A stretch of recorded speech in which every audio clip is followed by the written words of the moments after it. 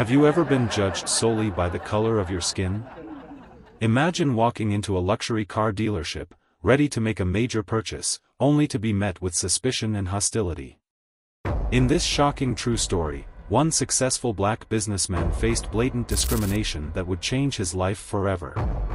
But what happened next will restore your faith in humanity and the power of friendship. James adjusted his tie, a spark of excitement flickering in his chest as he approached the gleaming dealership. The polished glass doors reflected the afternoon sun, momentarily blinding him. He blinked, his vision clearing to reveal the opulent showroom within. Today was the day he'd finally surprise his son with the luxury car he'd been eyeing for months. As James reached for the door handle, a sudden shift in the atmosphere inside made him pause. The warmth of anticipation in his stomach cooled, replaced by an all-too-familiar unease. He watched through the glass as heads turned, eyes narrowing, smiles fading. The change was subtle, almost imperceptible, but James had experienced it enough times to recognize it instantly. Taking a deep breath, he pushed open the door and stepped inside. The showroom was a cathedral to automotive excellence, with high ceilings and spotless floors that echoed with each footstep. Sleek vehicles in every color imaginable stood proudly on rotating platforms, their chrome accents winking in the carefully positioned lighting, but the beauty of the cars couldn't mask the chill in the air. As James moved further into the showroom, he felt the weight of cold stares following his every move. Salespeople who had been eagerly approaching other customers suddenly found urgent paperwork to attend to. The hum of conversation dimmed, replaced by whispers and sidelong glances. James tried to shake off the discomfort, focusing instead on the task at hand. He ran his fingers along the smooth curves of a midnight blue sports car, imagining the look on his son's face when he saw it in the driveway. The price tag dangling from the rearview mirror made him wince, but he knew it would be worth every penny to see that smile. As he moved from car to car, James couldn't help but notice the other customers, mostly white, mostly male, being greeted warmly and offered test drives. He overheard fragments of jovial conversation, talk of financing options and upgrades. The contrast to his own reception was stark and unmistakable. The psychological toll of these microaggressions began to weigh on James. His shoulders tensed, his jaw clenched. He found himself second-guessing his choice of tie, wondering if his suit was too flashy or not flashy enough. The nagging voice in the back of his mind whispered that he didn't belong here, that he should just leave, but James refused to let their prejudice dictate his actions. He straightened his back and continued his search, determined to find the perfect car for his son. As he rounded a corner, he spotted it, a sleek silver coupe with lines that seemed to flow like water. For a moment, all the discomfort of the past few minutes melted away as he imagined his son behind the wheel. James was so engrossed in examining the car that he didn't notice the salesman approaching until he was right beside him. The man's smile was wide and bright, but it didn't quite reach his eyes. There was a tension in his posture, a forced casualness in his voice as he spoke. "Can I help you, sir? Can I help you, sir?" The salesman's words hung in the air, dripping with false courtesy. But what happened next would reveal the true face behind that polite mask, and force James to confront a reality he'd hoped to avoid. James took a deep breath, steadying himself. "Yes, I'm looking to purchase a car for my son," he explained, gesturing towards the sleek silver coupe. "This model caught my eye. Could you tell me more about its features?" The salesman's smile tightened, his eyes darting between James and the luxury vehicle. "Of course," he replied, his voice strained. "This particular model is quite exclusive. Perhaps we could start by discussing your budget?" James felt a familiar knot forming in his stomach. He'd been here before, countless times. The dance of polite discrimination, where assumptions were made based on the color of his skin rather than the contents of his wallet. He pushed the feeling aside, determined to stay focused on his goal. "I'm more interested in the car's performance right now," James insisted, running his hand along the vehicle's smooth contours. "What can you tell me about its handling? Fuel efficiency?" The salesman shifted uncomfortably, his facade of helpfulness cracking. "Well, sir, it's a high-performance vehicle. Not exactly economical. Are you sure this is the type of car you're looking for?" James clenched his jaw, fighting to maintain his composure. The implication was clear: this car wasn't meant for people like him. He could feel the eyes of other customers on him, watching the exchange with a mix of curiosity and discomfort. "I'm quite sure," James replied, his voice steadied despite the anger building in his chest. "Now, about those performance specs?" The salesman's mask slipped further, his skepticism now plainly visible. He began rattling off technical details, his tone clipped and impatient. James listened intently, asking pointed questions that showcased his knowledge of luxury vehicles.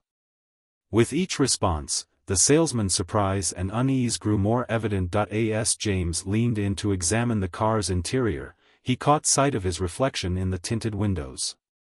For a moment, he saw himself through the salesman's eyes, not a successful businessman, but a potential threat, someone who didn't belong in this world of opulence and exclusivity. The realization stung, but James refused to let it show. He straightened up, meeting the salesman's gaze with unwavering confidence. "I think this might be the one," he declared. "Shall we discuss pricing?" The salesman's composure finally shattered. "Sir," he began, his voice tight with barely concealed disdain, "before we go any further, I think it's important we establish, well, your ability to afford a vehicle in this price range. What exactly is your source of income?" The question hung between them, heavy and ugly. James felt a familiar anger rising, hot and insistent. He shouldn't have to justify his presence here, shouldn't have to prove his worth based on the color of his skin. But as he opened his mouth to respond, he realized this confrontation was far from over. "My skin color doesn't dictate my bank account." James's voice cut through the showroom, sharp and clear. The words hung in the air, heavy with the weight of countless similar confrontations. Heads turned, conversations halted, and suddenly the gleaming cars seemed to fade into the background. The salesman's face flushed, a mix of embarrassment and indignation. "Sir, I didn't mean to imply but you did," James interrupted, his anger barely contained. "You assumed I couldn't afford this car based on nothing but my appearance. That's textbook discrimination." The atmosphere in the showroom shifted palpably. Other customers watched the exchange with a mix of discomfort and curiosity. Some averted their eyes, suddenly finding the floor patterns intensely interesting. Others whispered to each other, their hushed tones adding to the tension. A group of employees huddled near the reception desk, throwing furtive glances in James's direction. One of them, a young woman with a concerned expression, seemed to be urging her colleagues to intervene. But they remained rooted in place, unwilling or unable to step into the fray. James noticed their inaction, a familiar disappointment settling in his chest. He'd seen it before, the bystander effect in full force. People who knew something was wrong but chose silence over speaking up. It only fueled his determination to stand his ground. The salesman, realizing he was losing control of the situation, attempted to backpedal. "Sir, please, let's not make a scene. I'm sure we can come to an understanding. An understanding?" James's laugh was bitter. "The only thing I understand is that you've judged me based on the color of my skin. That's not something we can just brush under the rug."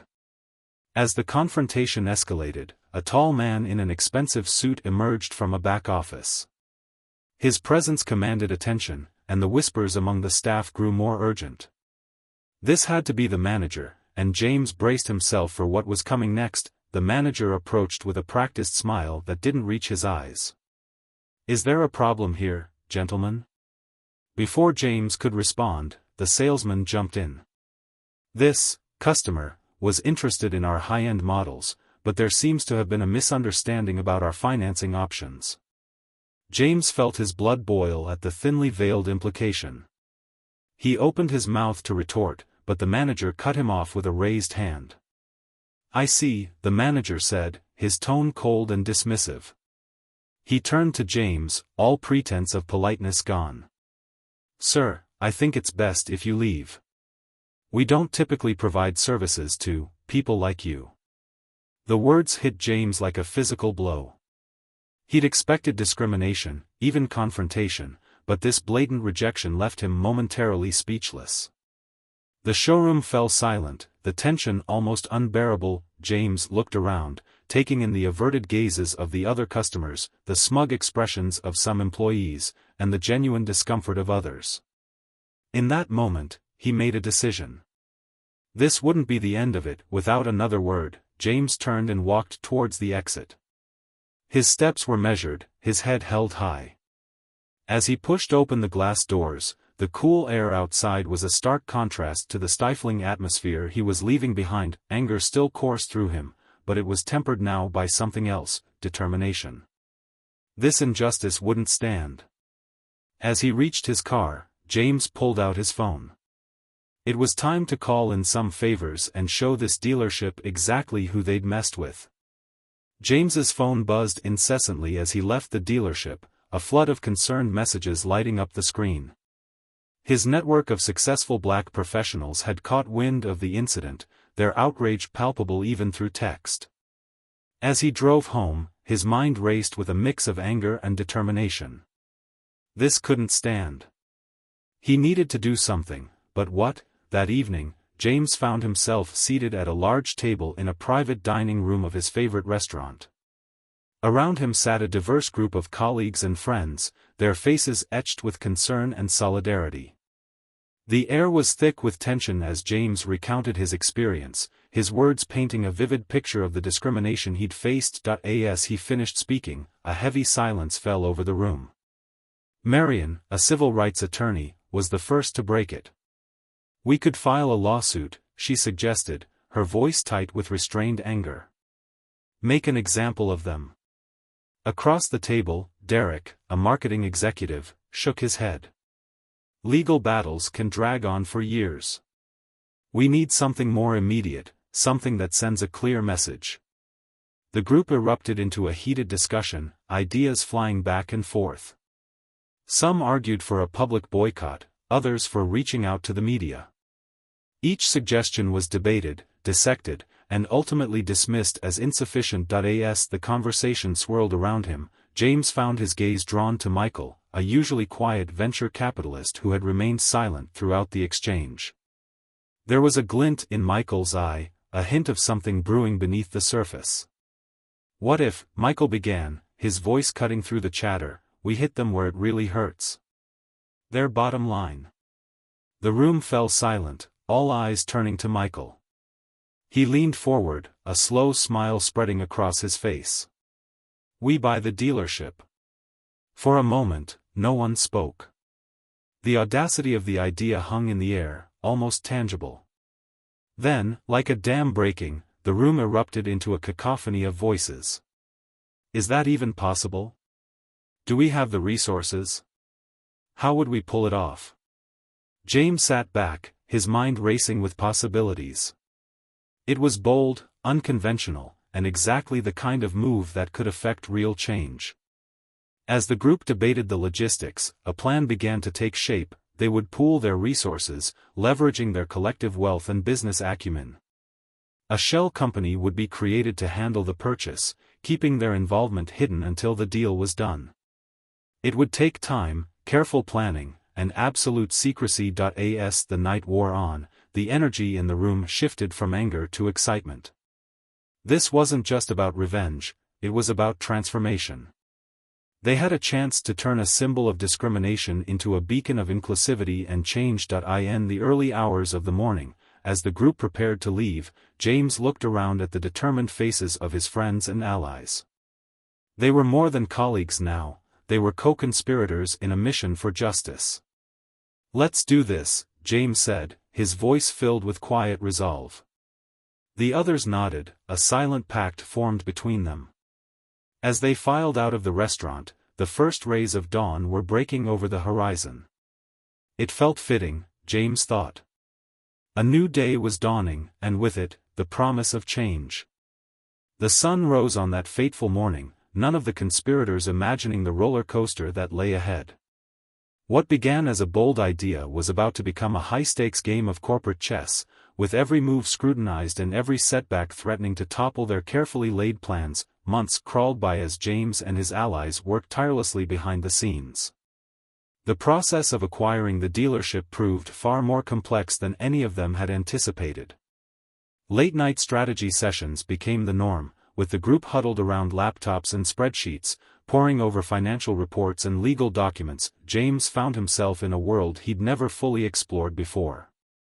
The intricacies of high-level acquisitions were daunting, and he often felt like he was drowning in a sea of unfamiliar terms and processes. But he wasn't alone. His friends, each bringing their own expertise to the table, formed a formidable team. Obstacles arose at every turn.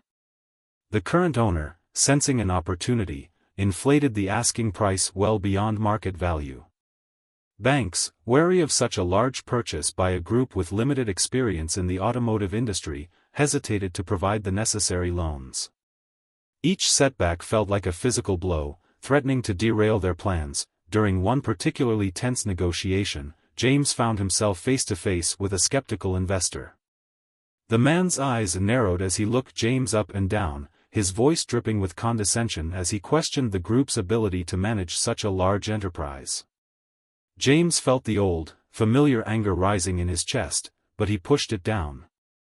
This wasn't about proving himself to one man, it was about changing the system. As weeks turned into months, the strain began to show. Dark circles appeared under eyes, tempers flared in moments of frustration, and more than once, someone suggested throwing in the towel. But James remained resolute, his determination fueling the group's perseverance. Slowly but surely, the pieces began to fall into place. A sympathetic banker, moved by their story and impressed by their business plan, agreed to back the loan. A skilled negotiator in their ranks managed to bring the asking price down to a more reasonable figure. With each small victory, the mood lifted, and the dream began to feel more like a reality. Finally, after what felt like an eternity, the day arrived. James sat in a sterile conference room, pen poised over the final contract. His hand trembled slightly as he signed his name, the weight of the moment not lost on him. As the current owner shook his hand, blissfully unaware of the true nature of the transaction, James felt a mix of triumph and trepidation. They had done it. Against all odds, they had purchased the dealership. But James knew this was just the beginning. The real challenge lay ahead, transforming this symbol of discrimination into a beacon of inclusivity in change. As he left the conference room, James's phone buzzed with messages from his co-conspirators, eager to hear the news. A smile played at the corners of his mouth as he typed out a simple response: "It's done. Time for phase 2. The ping of James's outgoing text faded into silence. He exhaled, his mind already racing ahead to the next steps. But fate had a curveball coming, one that would challenge everything he thought he knew about friendship and justice. James barely had time to loosen his tie before a knock at the door startled him. He opened it to find his friends gathered on his porch, their faces a mix of excitement and nervousness. The air crackled with anticipation as they filed into his living room, exchanging meaningful glances. "What's going on?" James asked, his brow furrowing. "Did something happen with the dealership?" Michael stepped forward, clearing his throat. "James, we have something to tell you. It's about the dealership, but it's more than that." The group shifted uncomfortably, struggling to find the right words. James felt a knot forming in his stomach. Had something gone wrong? Was their plan falling apart? "We didn't just help you buy the dealership," Marion finally blurted out. "We bought it for you. It's yours, James. All of it." The room fell silent as James tried to process her words. His mind reeled, unable to grasp the magnitude of what he was hearing. "What do you mean, it's mine?" he managed to choke out. Derek stepped forward, placing a hand on James's shoulder. "We pooled our resources, called in favors, did whatever it took. The dealership is now legally yours to run as you see fit." James sank into a nearby chair, overwhelmed by the enormity of their gesture. His friends gathered around him, their faces reflecting a mix of concern and pride. As the full weight of their actions settled over him, James felt a tidal wave of emotions threatening to overtake him. The support of his community, standing strong in the face of discrimination, was almost too much to bear. Tears welled up in his eyes as he looked at each of his friends in turn. "I don't know what to say," James whispered, his voice thick with emotion. I never imagined." The room blurred as tears spilled down his cheeks. His friends moved closer, offering silent support as James grappled with the enormity of their gift. It wasn't just about owning a business, it was about reclaiming power, about turning a symbol of discrimination into a beacon of change. As James's sobs subsided, Michael spoke up again. "There's just one condition, James. We want you to make things right. To show those who discriminated against you that their behavior has consequences." James nodded, wiping his eyes. "I understand. And I promise, I'll use this opportunity to create real change." As the group began discussing plans for the dealership's future, James felt a renewed sense of purpose. This gift was more than just a business opportunity, it was a chance to reshape perceptions, to challenge systemic racism head-on.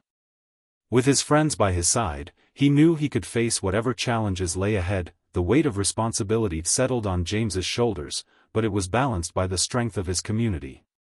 As they talked into the night, planning and dreaming, James realized that this was just the beginning of a much larger journey, one that would test his resolve, challenge his beliefs, and ultimately, he hoped, lead to lasting change.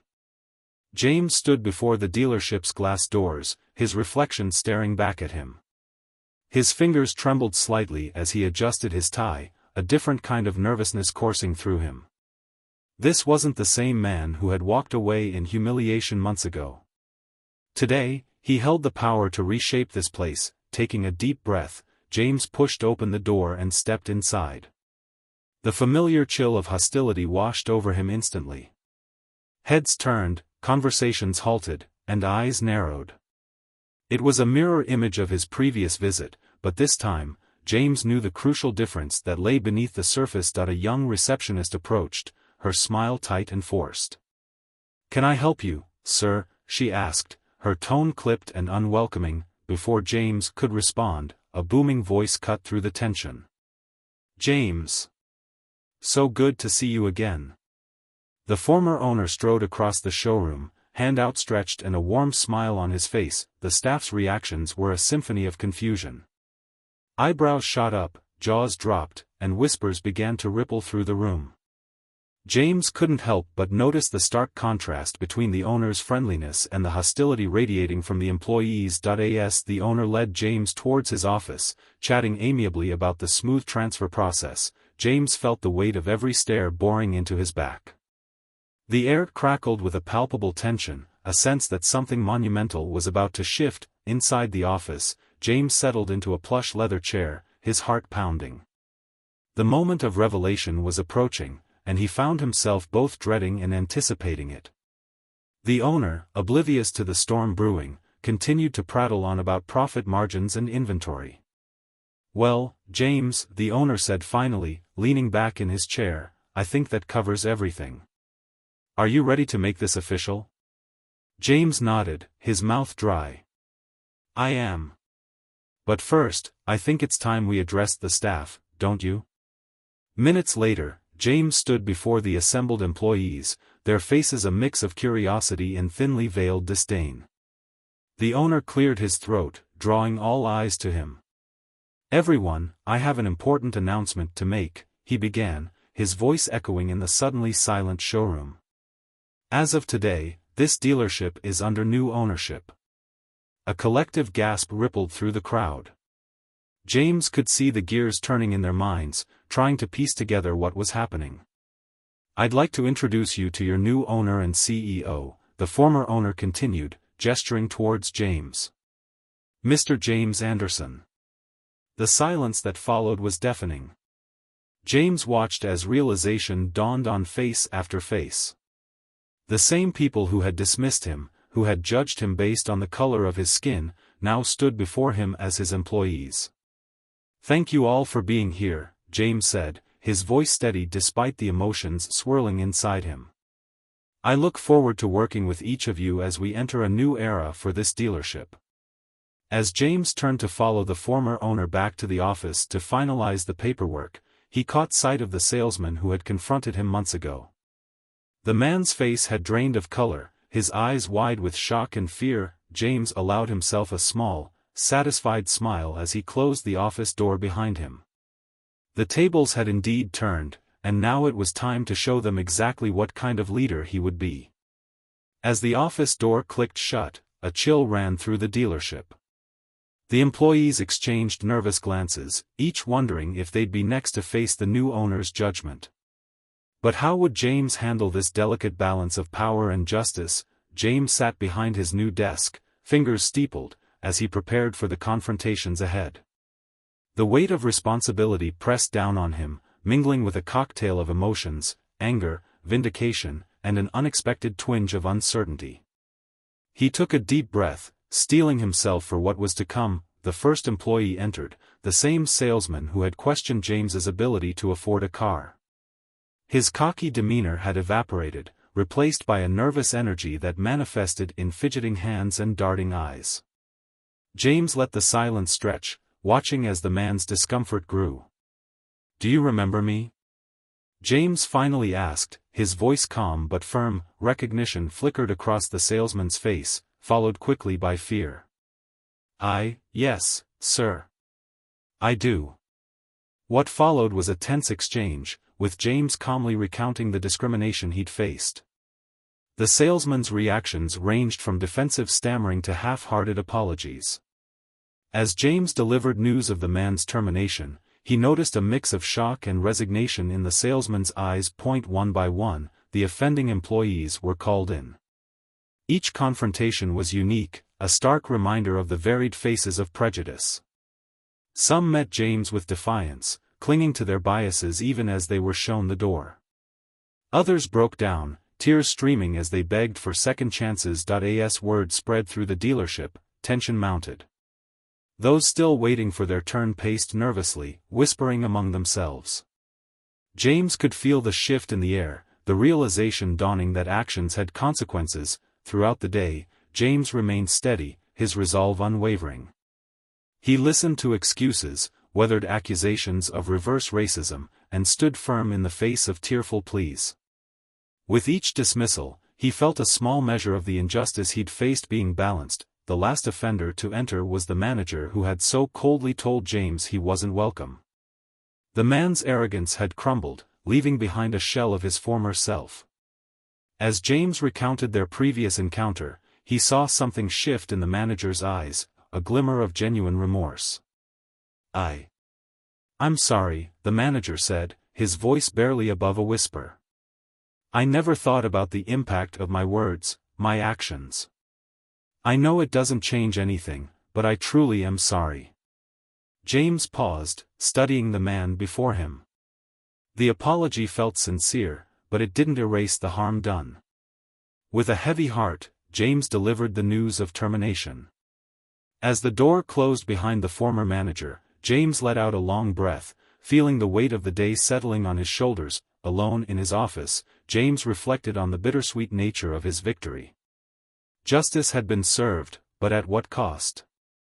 He'd seen firsthand the destructive power of prejudice, and now he'd wielded that same power, albeit in the name of righteousness. As the sun began to set, casting long shadows across his new domain, James turned his thoughts to the future. How could he transform this place into something truly inclusive, a beacon of change in an industry plagued by bias? The real work, he realized, was just beginning. Months passed, and James found himself sitting in his office, the weight of his decisions still heavy on his shoulders.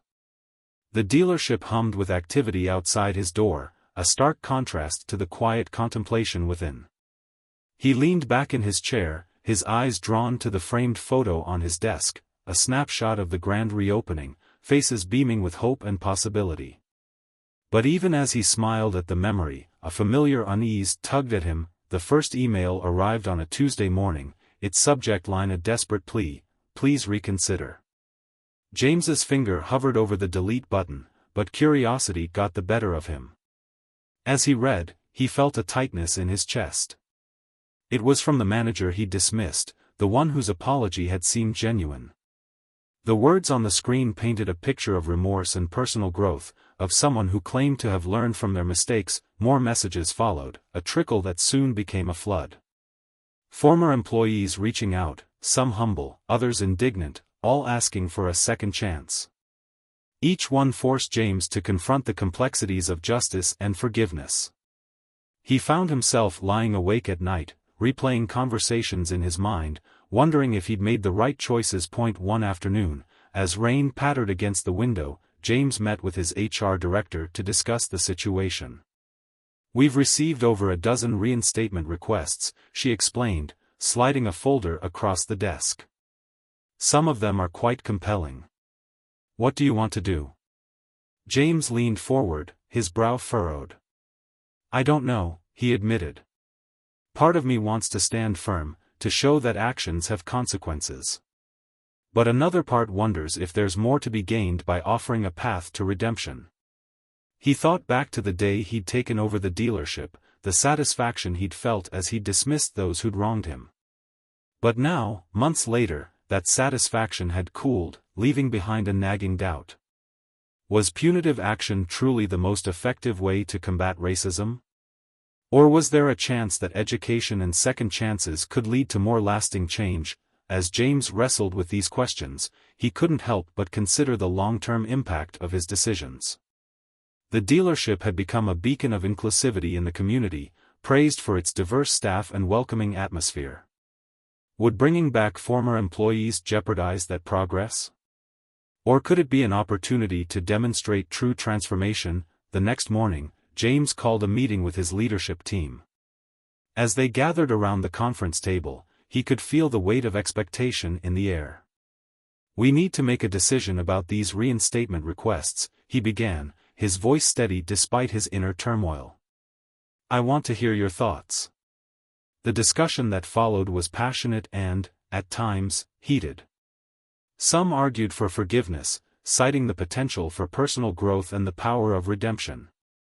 Others insisted that maintaining a hard line was necessary to uphold the dealership's new values. As the meeting drew to a close, James felt a clarity settling over him. He stood, addressing his team with newfound resolve. "Thank you all for your input," he said. "I've made my decision." The next day, James sat down to craft his responses. With each email, he reaffirmed his commitment to the dealership's new direction, explaining that while he appreciated their outreach, he would not be offering reinstatement. It wasn't an easy choice, but as he hit send on the final message, he felt a sense of peace. With that chapter closed, James turned his attention to the future. There was still so much work to be done, so many positive changes to implement. As he stepped out of his office, ready to engage with his team, he couldn't help but feel a renewed sense of purpose. The path forward was clear, and he was ready to lead the way. As James stepped onto the showroom floor, the air crackled with an energy he'd never felt before. Gone were the days of hushed whispers and sidelong glances. But could a diverse staff and good intentions truly transform a business with such a tainted past? The dealership buzzed with activity, a kaleidoscope of faces and voices filling the once sterile space. James watched as a young black woman confidently guided a family through the features of a minivan, her smile genuine and infectious. Nearby, a hijab-wearing saleswoman chatted animatedly with an elderly couple about financing options. The change was palpable, but James knew that surface-level diversity wasn't enough. He gathered his team in the newly renovated conference room, the walls adorned with vibrant artwork from local artists of color. "Today," James began, his voice steady but charged with purpose, "we're not just selling cars. We're building a community." He unveiled a series of new policies designed to ensure inclusivity and respect for all customers. Mandatory diversity training, a zero-tolerance policy for discrimination, and a community outreach program were just the beginning. As the team dispersed, eager to implement these changes, James couldn't shake the nagging worry in the pit of his stomach. The shadow of the dealership's past loomed large, and he knew that rebuilding their reputation would be an uphill battle. The first test came sooner than expected. A group of protesters gathered outside, their signs decrying the dealership's history of discrimination. James felt his heart rate quicken as he approached them, keenly aware of the eyes watching from inside. He listened to their concerns, invited them in for a tour, and promised transparent communication moving forward. It wasn't an instant fix, but it was a start. Inside, James worked tirelessly to create a truly welcoming environment. He introduced a customer comfort survey to identify and address any lingering biases. The waiting area was transformed into a community space, showcasing local artists and hosting workshops on financial literacy and car maintenance. Even the color scheme was carefully chosen to evoke feelings of warmth and inclusion. As the grand reopening approached, tension mounted. James found himself awake at night, replaying worst-case scenarios in his mind. What if no one showed up? What if the community couldn't forgive the dealership's past? The morning of the event arrived, and James stood at the entrance, his palms sweaty as he smoothed down his suit. The ribbon stretched before him, a symbol of new beginnings. As he raised the scissors, he caught sight of a familiar face in the crowd, the salesman who had first discriminated against him. Their eyes met, and James felt a complex mix of emotions swirling in his chest. With a deep breath, he cut the ribbon. The crowd erupted in applause, and people began streaming in. Families of all backgrounds explored the showroom, children's laughter mingling with the hum of conversations. Local business owners, community leaders, and even some former protesters engaged with the staff, their initial skepticism melting away. As the day wound down, James found a quiet moment to reflect. The journey from discrimination to transformation had been grueling, filled with tough decisions and sleepless nights. But as he watched a young black boy sit wide-eyed in the driver's seat of a sports car, a salesperson patiently answering his excited questions, James felt a warmth spread through his chest. This was more than just a business victory, it was a step towards a more inclusive future. And it was only the beginning. The news of James's dealership transformation spread like wildfire through the community. Local media outlets clamored for interviews, their headlines proclaiming a new era of inclusive business practices. James found himself thrust into the spotlight, a reluctant symbol of change in an industry long plagued by discrimination. As he sat in his office, scrolling through the flood of messages on his phone, James couldn't help but feel a mix of pride and trepidation. Other business owners in the area had begun reaching out, some seeking guidance, others defensive about their own practices. The ripples of his actions were spreading far beyond the walls of his dealership. One morning, James received a call from Sarah Chen, the owner of a popular restaurant downtown. Her voice trembled as she spoke. "I saw your story on the news, James. It made me realize. I think we have a problem here too." She went on to describe subtle acts of discrimination she'd witnessed in her own establishment, things she'd previously brushed off as misunderstandings. James listened intently, his heart heavy with the weight of recognition. He remembered all too well the sting of such misunderstandings.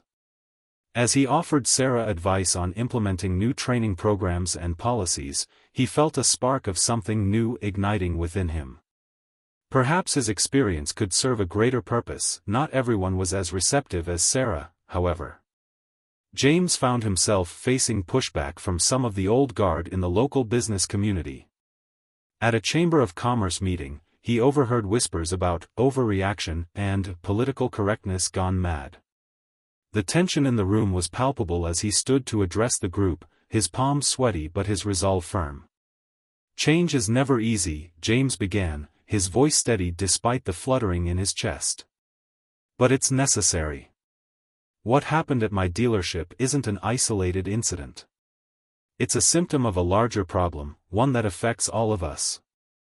He went on to share statistics on the economic impact of discrimination, watching as skeptical expressions slowly gave way to thoughtful nods. As the weeks passed, James found himself increasingly pulled into conversations about diversity and inclusion across various industries. He spoke at local schools, attended community forums, and even gave a TEDx talk about his journey. The more he shared his story, the more he realized the power of individual acts of resistance in sparking systemic change. One evening, as James sat in his living room surrounded by notes and research papers, his son walked in. "Dad, what are you working on?" he asked, peering curiously at the scattered documents. James smiled, suddenly reminded of the car he'd originally set out to buy all those months ago. "I'm thinking about starting a consulting firm," James replied, the idea crystallizing as he spoke it aloud. "To help other businesses learn from what we've done at the dealership." His son's eyes lit up with excitement, and in that moment, James knew he'd found his next challenge. As he began sketching out plans for his new venture, James couldn't help but marvel at the journey that had brought him to this point. What had started as a simple trip to buy a car had transformed into a mission for change. And now, as he prepared to help his son choose that long-awaited vehicle, he realized that the true gift wasn't the car itself, but the lessons they'd both learned along the way. As James and his son stood in the gleaming showroom, the weight of their shared journey hung in the air. Sleek vehicles surrounded them, their polished surfaces reflecting the overhead lights. James's heart raced with anticipation, but his son's face was a canvas of conflicting emotions. "Dad," his son began, his voice barely above a whisper, "I know what happened here. Why are we back?" James placed a hand on his son's shoulder, feeling the tension beneath his palm. "Because sometimes, son, we have to face our battles head-on. This place, it's different now. We made it different." They walked slowly between the rows of cars, James recounting the full story of discrimination, determination, and transformation. His son listened intently, his brow furrowing as he processed the weight of his father's words. "But how did you do it, Dad?" he asked, his eyes wide with a mix of admiration and disbelief. "How did you not just give up?" James paused, considering his words carefully. "Resilience isn't about never falling, son. It's about getting back up, every single time. And sometimes, it's about changing the very ground you fall on." As they approached a sleek silver coupe, the very model that had started it all, James noticed his son's posture change. The boy stood taller, his chin lifted slightly, as if absorbing the strength of his father's story. "You know," James continued, running his hand along the car's smooth contours, "this isn't just about buying a car anymore. It's about showing the world that change is possible, that justice can prevail." His son nodded slowly, a new understanding dawning in his eyes. "So when we drive this out of here, we're not just leaving with a new car," James finished. "We're carrying with us a symbol of what can happen when people stand up for what's right." As they settled into the plush leather seats, the new car smell mingling with the scent of possibility, James couldn't help but reflect on the journey that had brought them here. The pain of discrimination, the struggle for justice, the triumph of transformation, it all culminated in this moment. He turned the key, and the engine purred to life. As they pulled out of the showroom, James caught his son's reflection in the rearview mirror. There was a new light in the boy's eyes, a spark of understanding that went beyond the excitement of a new car. "Dad," his son said as they merged onto the highway, the dealership shrinking in the distance, "I think I get it now. It's not just about what happened to you. It's about making sure it doesn't happen to anyone else." James nodded, a lump forming in his throat. As they drove into the setting sun, he realized that the true gift he'd given his son wasn't the car beneath them, but the lessons etched into its very existence. It was a testament to the power of standing up, speaking out, and never backing down in the face of injustice. The road stretched out before them, a path to a future where such battles might become relics of the past. But for now, father and son drove on, carrying with them the weight of history and the hope for a better tomorrow. James stood at the front of the packed auditorium, his heart racing as he looked out over the sea of eager faces. The story of his fight against discrimination had sparked a movement, inspiring others to stand up and demand change in their own communities. He couldn't help but feel a mix of pride and humility as he thought about the journey that had brought him here. As James began to speak, his voice carried the weight of his experiences. He recounted the sting of prejudice, the power of unity, and the transformative impact of strategic action. The audience hung on his every word, their expressions shifting from anger to determination as they absorbed the lessons of his struggle. "But this isn't just my story," James declared, his voice rising with passion. "It's a call to action for all of us. Look around you, in your workplaces, your schools, your neighborhoods. Discrimination hides in plain sight, waiting to be challenged. We have the power to change things, but only if we're willing to speak up and take a stand." The silence that followed his words was electric, charged with the potential for change. James could see the spark of resolve igniting in the eyes of those before him. As he stepped away from the podium, he knew that his journey was far from over. The ripples of change he had set in motion were growing into waves, and he was ready to ride them toward a more just and equitable future.